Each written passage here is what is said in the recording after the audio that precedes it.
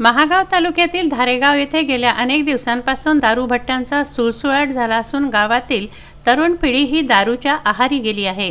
गावातील इतरही नागरिक दारू सेवनामुळे आपले संसार व जीवन उद्ध्वस्त करून बसले आहेत।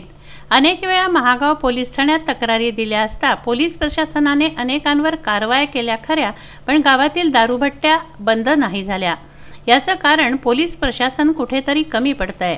भट्ट्या चालकांवर थातूरमातूर कारवाई केल्या जात असल्याने ते बळावले असून तक्रारकर्त्यांवर मुजोरी करून मारहाण करण्यास समोर जात आहेत।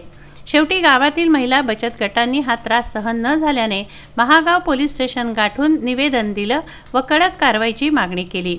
गावामध्ये दारू जास्त पडायली तर जास्त त्रास व्हायला आम्हाला, घरच्याचं तर व्हायला पण बाहेरच्याचं पण व्हायला। आमच्या दारापाशी येऊन सुद्धा लोक दारू पिऊन शिवाय देतात।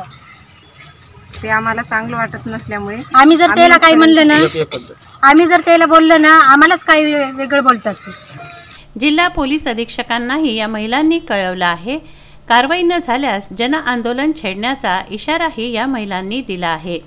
13 महिला बचत गट यांच्यासह पोलीस पाटील दत्ता इंगळे, तंटामुक्ती अध्यक्ष विलास भिसे यांनी हे निवेदन दिलं आहे।